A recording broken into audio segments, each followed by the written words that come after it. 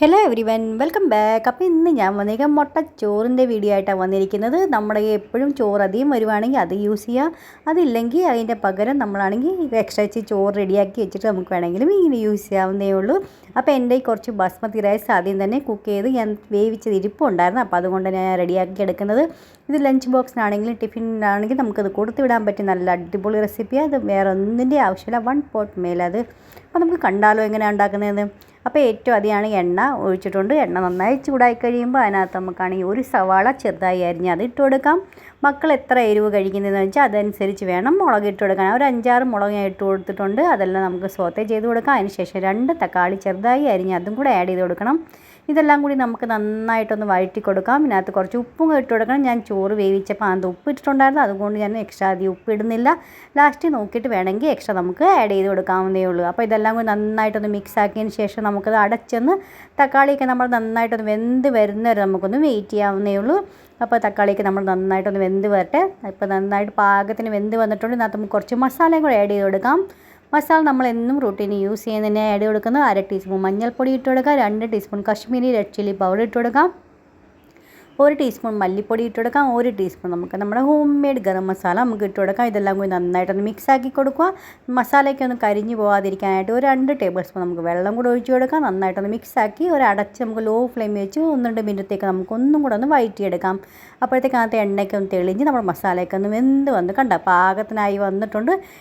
ഇനി നമുക്കകത്ത് 4 മുട്ട പൊട്ടിച്ചകത്ത് നമുക്ക് ഒഴിച്ചു കൊടുക്കാം. 4 ഞാൻ എടുത്തേക്കാം. നിങ്ങൾക്ക് കൂടുതൽ വേണമെങ്കിൽ കൂടുതൽ ക്വാണ്ടിറ്റിയിലാണെങ്കിൽ ഞാൻ 2 കപ്പിൻ്റെ അളവാണ് ഞാൻ കാണിച്ചു തരുന്നത്. അപ്പോൾ നിങ്ങൾക്ക് അതിൽ കൂടുതൽ വേണമെങ്കിൽ അതനുസരിച്ച് വേണമെങ്കിലും ആഡ് ചെയ്യാവുന്നേ ഉള്ളൂ. അപ്പോൾ ഇത് നന്നായിട്ടൊന്ന് വെന്ത് നമുക്കൊരു ഹൈ ഫ്ലെയിമിലോ അല്ലെങ്കിൽ ലോ ടു മീഡിയം ഫ്ലെയിമിൽ വെച്ച് കൊടുക്കാം. ഇളക്കിക്കൊണ്ടിരിക്കണം. നന്നായിട്ട് മുട്ടയൊക്കെ വെന്ത് ചിക്കി തോത്ത് നന്നായിട്ട് പാകത്തെ എണ്ണയൊക്കെ തെളിഞ്ഞ് വരുന്നവരെ നമുക്കൊന്ന് ഇളക്കി കൊടുത്തുകൊണ്ടിരിക്കണം. ഇടയ്ക്കൊന്ന് അടിക്ക് പിടിക്കാതെ സൂക്ഷിക്കണേ, അല്ലെങ്കിൽ കരിഞ്ഞു പോവും അടിക്കൊക്കെ പിടിച്ച് കഴിഞ്ഞാൽ. അപ്പോൾ അതുകൊണ്ട് ഒരു മീഡിയം ഫ്ലെയിമിൽ വെച്ച് കൊടുത്താൽ മതി. എന്നിട്ട് ഇതുപോലെ ഇളക്കി കൊടുത്ത് നന്നായിട്ടൊന്ന് ചിക്കി തൊത്തി എടുക്കാം. അപ്പോൾ ഇത് നന്നായിട്ടൊന്ന് ആയി വരട്ടെ. അതിന് ശേഷം ഞാനാണെങ്കിൽ ചോറ് വേവിച്ച് വെച്ചേക്കാം, അതും കൂടെ അതിനകത്തൊന്ന് ആഡ് ചെയ്ത് കൊടുക്കുന്നുണ്ട്.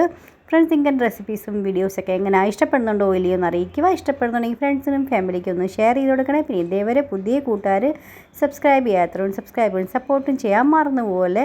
പിന്നെ അതിൻ്റെ തൊട്ടടുത്തുള്ള ഓൾ ഓപ്ഷൻ ക്ലിക്ക് ചെയ്യണം. എന്നാലേ ഞാൻ ഇടുന്ന പുതിയ വീഡിയോ നോട്ടിഫിക്കേഷൻ നിങ്ങൾക്ക് ഏറ്റവും ആദ്യം കിട്ടുന്നതായിരിക്കും. അപ്പോൾ അതിന് നമുക്ക് ചോറൊക്കെ വേവിച്ച് ആഡ് ചെയ്ത് കൊടുത്തിട്ടുണ്ട്. നന്നായിട്ടൊന്ന് മിക്സ് ആക്കി കൊടുക്കാം. ഇനി നമുക്ക് അടച്ച് ഒരു 15 മിനിറ്റത്തേക്ക് ലോ ഫ്ലെയിമിൽ വെച്ച് കൊടുക്കാം. ഇതിൻ്റെ മസാലയൊക്കെ ഒന്ന് പിടിച്ച് നന്നായിട്ട് ഇതിൻ്റെ ഫ്ലേവറൊക്കെ ഇറങ്ങി എല്ലാം ഒന്ന് മിക്സായി വരാൻ വേണ്ടി നമ്മളങ്ങനെ ചെയ്യുന്നത്. ഇടയ്ക്കൊക്കെ ഒന്ന് ഇളക്കി കൊടുക്കണേ. ഇടയ്ക്കൊന്ന് നന്നായിട്ട് ഇതുപോലെ ഞാൻ ഇടയ്ക്കൊന്ന് ഇളക്കി എല്ലാം ഒന്ന് കൊടുക്കുന്നുണ്ട്. നന്നായിട്ടൊന്നും കൂടെ ഒന്ന് മിക്സ് ആക്കി കൊടുക്കാം. കട്ടകളൊക്കെ എന്തെങ്കിലുമൊക്കെ ഉണ്ടെങ്കിൽ അതൊക്കെ ഇതുപോലെ ഒന്ന് ഉടച്ച് നന്നായിട്ടൊന്ന് മിക്സാക്കി കഴിഞ്ഞ് കഴിഞ്ഞാൽ പിന്നെ അതിൻ്റെ മുകളിൽ കുറച്ച് നമുക്ക് മല്ലിയിലയും കൂടെ ഒന്ന് വിതറി കഴിഞ്ഞാൽ നമ്മുടെ എഗ് റൈസ് റെഡി ആയിട്ടുണ്ട്. പിന്നെ ഇപ്പം ഞാൻ നോക്കിയപ്പോൾ ഇച്ചിരി ഉപ്പൊക്കെ കുറവാണെന്ന് തോന്നി, അപ്പോൾ ഞാൻ കുറച്ച് ഉപ്പും കൂടെ ആഡ് ചെയ്ത് കൊടുത്തിട്ടുണ്ട്. ഇതിൻ്റെ മുകളിൽ നമുക്ക് സെർവ് ചെയ്യുമ്പോൾ ഒരു മുട്ട ബുൾസൈ ഉണ്ടാക്കി അതും കൂടെ വെച്ച് കൊടുക്കുകയാണെങ്കിൽ നല്ല അടിപൊളിയായിരിക്കും.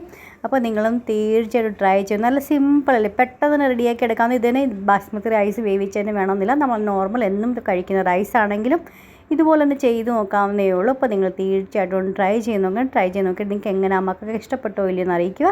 നെക്സ്റ്റ് ഒരു വീഡിയോ ആയിട്ട് വീണ്ടും കാണാം. Bye friends, thanks for watching and take care.